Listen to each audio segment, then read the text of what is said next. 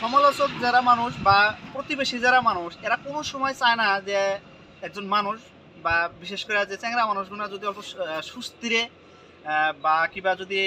ভালো ইনকামের পিছনে দৌড়ায়া যদি সময় নষ্ট করে বা ইনকামের পিছনে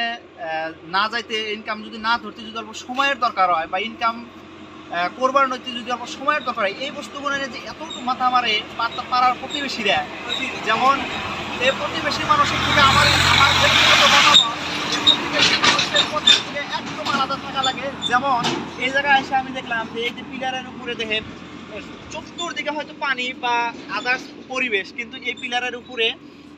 আপনার কিছু গাছ এখনো জিন্দা আছে বা অগরে নিজের জীবনের সংগ্রাম করা ওরা নিজে করে আছে। তো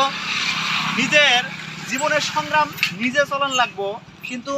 আপনার আমার বাড়ির আশেপাশের মানুষের যে এত চিন্তা, যতটুকু চিন্তা পর্যাপ্ত পরিমাণ চিন্তা হয়তো আপনার আব্বা বা আম্মা আমার আব্বা আম্মা হয়তো করে না, কিন্তু পাড়ার প্রতিবেশীরা এতটুকু পরিমাণ চিন্তা করে যে এক দিয়ে কী হবো, এর দ্বারা কী হবো, এ জীবনে হয়তো কিছুই করা পারবো না বা এর দ্বারা কোনো কামই হবো না। তো আমার হিসাবে পাড়ার প্রতিবেশীকে একদম কালা চশমা পিনতে চলা দরকার। মানে পাড়ার প্রতিবেশী কী কইলো কী দেখলো এই ধরনের মানে কথার মধ্যে কোনো ধরনের মনোযোগ দেওয়ার কোনো দরকার নাই। নিজের পথ নিজে চইলা জীবনে যে সফলতা কোনে গেলে পাওয়া যাব ওই পথে হাঁটলে হয়তো সফলতা পাবে।